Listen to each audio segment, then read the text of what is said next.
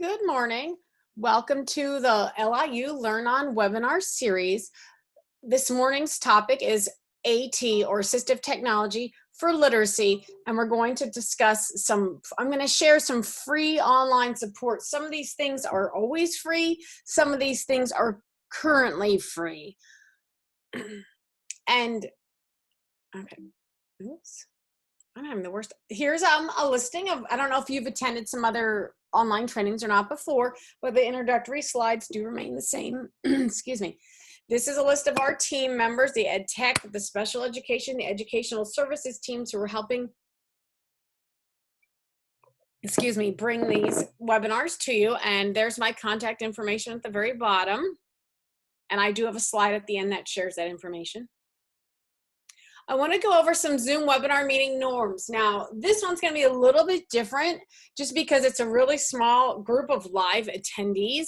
The microphone and the camera are still disabled. However, this is a little bit smaller group. So as of now, the chat has been opened. So if you have any questions for me or any of the panelists or communication to any other attendees, you are able to chat with them.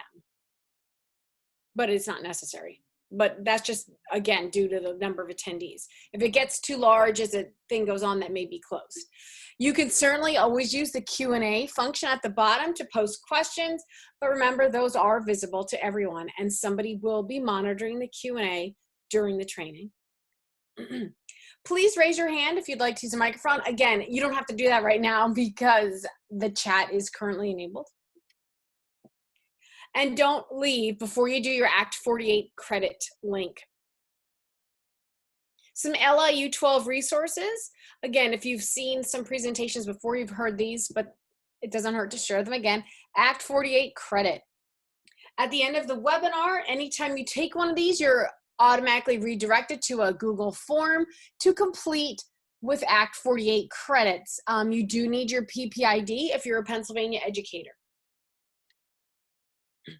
All of these webinars are archived. There is a bit.ly to the link, and there's a link on our LIU LearnOn resource site. We need to consider as educators the changing expectations for online learning. Continuity of education is one. Every district has its own plan. They may be providing enrichment and review, or they may be offering new instruction. One thing that's important to consider, and again, being in assistive technology and supporting students who have identified disabilities, ensuring FAPE, a free appropriate public education, still applies to online instruction. It may not look the same, supports and services may not look the same as they looked when the student was in face-to-face school. However, FAPE still applies. And again, one thing schools need to remember that's important is our special education students must have equal access to the same opportunities. And when it comes to assistive technology, some of the supports that I reviewed in this webinar and previous webinars are something that can be used to help our students with disabilities have equal access. We also need to consider the changing expectations for online learning. Less is more. For example, these webinars that LIU is offering, they're short, they're less than 30 minutes, they're typically 15 to 20 minutes in length. Again, we're trying to prioritize and give you the information you need to know in a short format. Video is a very useful tool in online instruction. Again, showing your face is important for our students so that they remember, so they have that familiarity and say, oh, this is my teacher, and it just helps with that comfort. And we really need to think about limiting the length of videos. I can use an example. My own son, he's at 13 in 7th grade. He just was shown a 42-minute social studies video and was not too happy about that. So a good rule of thumb is the age of the students is the number of minutes max for a video. He's not 42, so the video was a little long for him. We also want to be clear with our objectives and expectations, and that's important. all the time during learning, but especially in online learning, they need to know what they're doing, why they're doing it, what the results are supposed to be. It needs to be concrete because they can't necessarily ask you questions face to face. We need to look at the time it takes to complete a task. Again, especially for our students with some identified disabilities, it may take them longer to complete a task than the peers without. And it's always important to organize and sequence instructions, whether or not you are doing online learning or face-to-face learning. Now we're going to get into the content of the webinar. What I'm going to do is share some resources for you that are either always free or they might be currently free that can support assistive technology needs in the area of literacy, which is a very broad area. What I want to start with is just to give a brief comment about AT. By definition, again, it's something, an item, equipment, a product, something that is either available off the shelf or modified that can increase, maintain, or improve the capabilities of a child with a disability. All of these things are obviously commercial products I'm going to show you that are available online. And there's a link to where I got that definition from. However, I am going to point this out that supports that are designed as assistive technology, like the ones I'm sharing with you all today, are certainly useful for some of our regular education students. They can be useful for our English language learners. They are not necessarily exclusive to students with disabilities, though some of the resources I'm going to show you are exclusively available to students with disabilities, but other ones are not.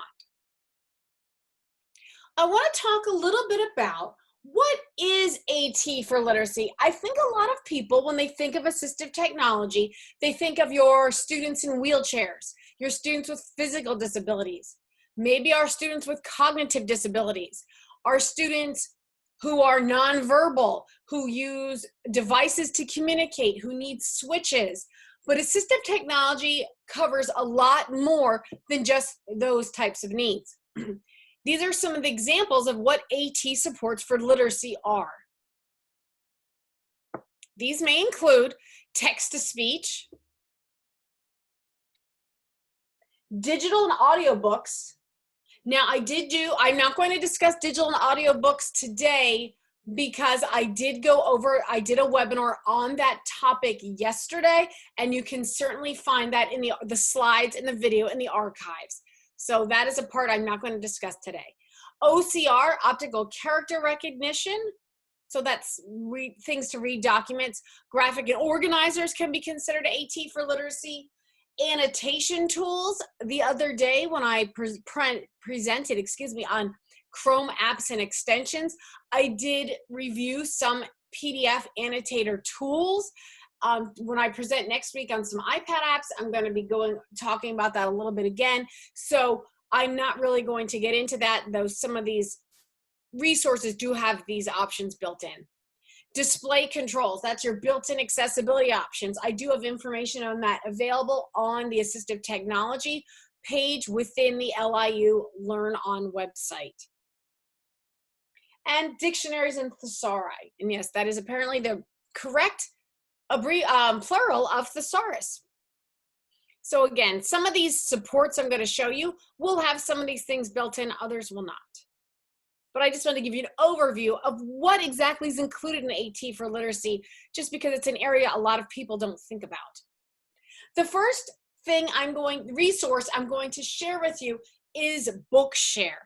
And I'm sharing this one because it is free, and a lot of people don't seem to know it's out there and available. I have hyperlinks to all the resources in my presentation. So when you can download the presentation was shared online on the chat. And also it will be, once this webinar is posted on the LIU LearnOn webpage, you can access the slide deck that way and have access to these hyperlinks. So I do, and some of them we'll look at how we're doing on time. I may or may not have time to click and show you some things in these links, but I do not know. What Bookshare is, it's a large library of digital and accessible books. Now, I did say I wasn't going to talk about accessible books. I'm specifically talking about Bookshare. I did not review this in my audio and digital books yesterday because I kind of wanted to keep that open for all learners. This is specifically designed for kids with disabilities. How do you get access, your student access to Bookshare? One, check with your district, your special education supervisor, see if they already have an account, a Bookshare account established within the district. If so, you could ask your supervisors to ask students to add them to that Bookshare account, and then you can assign them books through Bookshare on that district account. I know there are some districts within the LIU footprint that have Bookshare accounts. I cannot possibly tell you exactly which ones, but there are some. I'm not going to name districts in particular because I don't know what their rules are about using Bookshare, but there are districts within LIU that do have Bookshare available, and students can be added. Again, these need to be students who have a disability that prevents them from being able to access print, such as kids with visual impairments, kids with physical impairments, kids that need accessible books, such as kids who have learning disabilities in reading. The other thing, now obviously we're having a lot of comments with communication, with parents right now in this online learning format. It's important to let parents know, again, any kid with a disability who has difficulty accessing print is eligible for this free account. But the parents can apply for a free account with their child with a disability.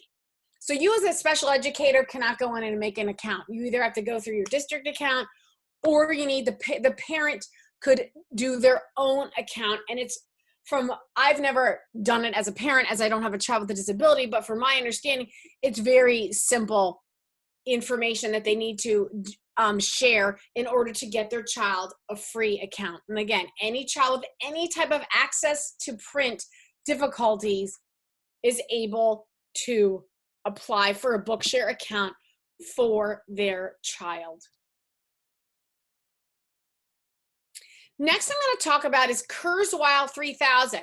Now, I remember as an educator attending a Kurzweil reader training more than 10 years ago. Kurzweil has been around as an assistive technology for literacy for many, many years.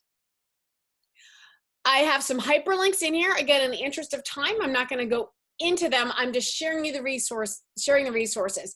They have a web app. They have a web interface, and the information is right there in the first hyperlink.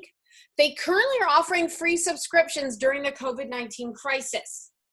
I am not sure how long these subscriptions are going to last, but I know they're trying to encourage people to trial it at this time.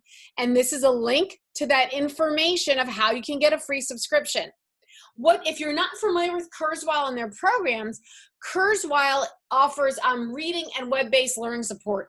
Basically, on that earlier slide when I talked about what assistive technology for literacy may include, Kurzweil's software and web-based program, they offer that a whole bunch of all those different areas of assistive technology support in the area of literacy. So text-to-speech, for example, and many, many other supports beyond that.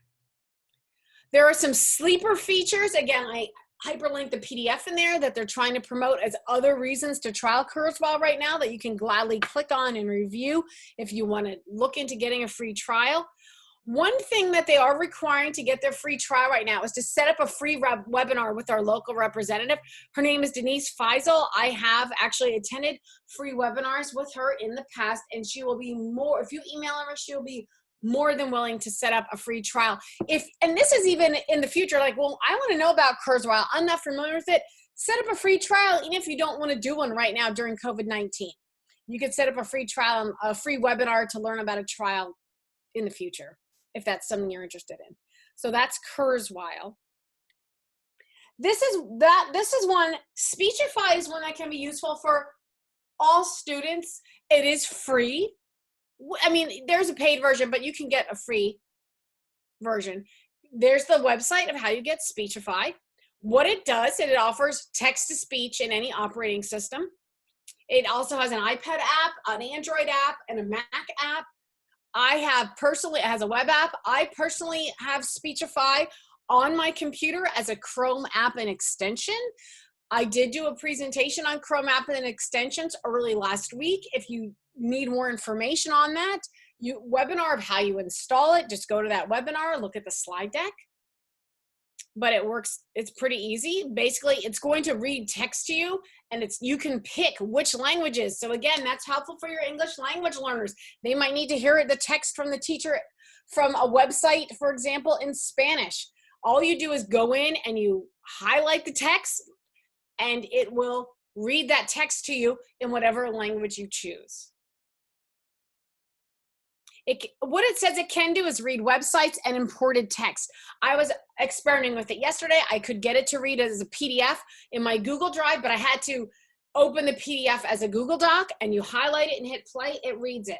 Same with websites. You highlight what you want it to read, you hit play, and it'll read it in English or Spanish or a variety of other languages. I'm just using Spanish because we do have a lot of L's in our footprint that are native Spanish speakers, but there's many other languages too. So again, useful for our L's, not just for kids with disabilities who have difficulty, who can't read on grade level or can't read the material.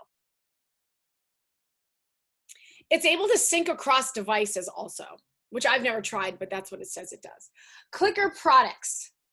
I don't know if any of you are familiar with Clicker. They have changed the name of their products recently. They used to have numbered like Clicker 6, Clicker 7. They just introduced Clicker 8.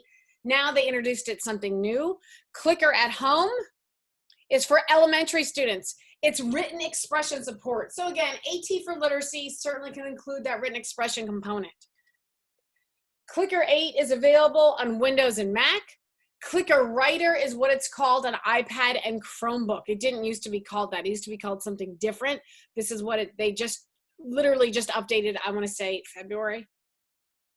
Docs Plus at Home is for your older kids, your middle and high school kids. It's a writing tool also that helps those struggling students overcome barriers. It's a written expression support for assistive technology. It also includes a built-in document reader, which again falls under that AT for literacy category. This is not free all the time. However, they're offering extended free trials of Clicker products to try now. So again, even if you don't want to use it with one of your students now, but you want to learn about it, get a free trial and check it out because they are offering free trials. And if you click on the hyperlinks that I have here in blue, underlined in blue, those are going to take you to information on the free trials they're offering during COVID right now. Again, they normally offer a 28-day free trial, and that's all the time for students. However, I believe they're extending it. I do not know how long that free trial. It might be till June 30th. It might be 60 days. I don't remember off the top of my head, but their free trials are extended right now. And if you want to contact our local representative for more information, there you go. There's her email address. I've attended some of her webinars, but honestly, you can just try the free trial at home. But if you want to contact her, there's her information. The last AT for literacy I'm going to talk about are summarizers. And again, these are free tools that are always free. Just like the Speechify you can get for free, these are things you can get for free all the time. There's two I'm going to highlight. Rewordify. Basically, you cut and paste text into a box, and it will simplify the language for you. So if you have, directions on something that are pretty wordy and complicated, cut and paste it into this in Rewordify, and it's just a website. I'll quickly click on it so you can see what I'm talking about. It's literally a website, and it's free, so you can access it. I'm going to go back to the slide deck.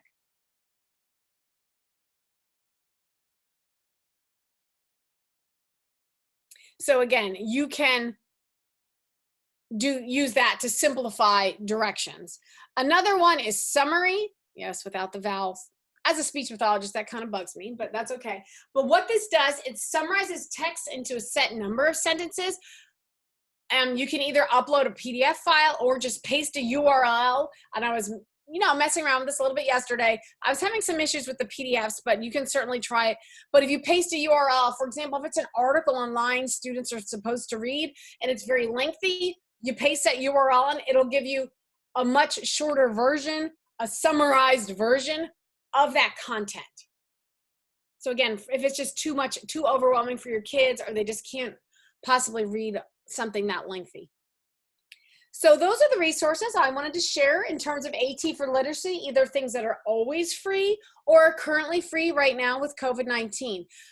If you have any questions about any of the information I put in the presentation, don't hesitate to contact me. I have my email address, my phone number. There's my Zoom room that I use for office hours. I do have office hours again next Tuesday at 10 a.m. And you can certainly follow my Twitter at LIU12_AT. I try to share resources on a daily basis.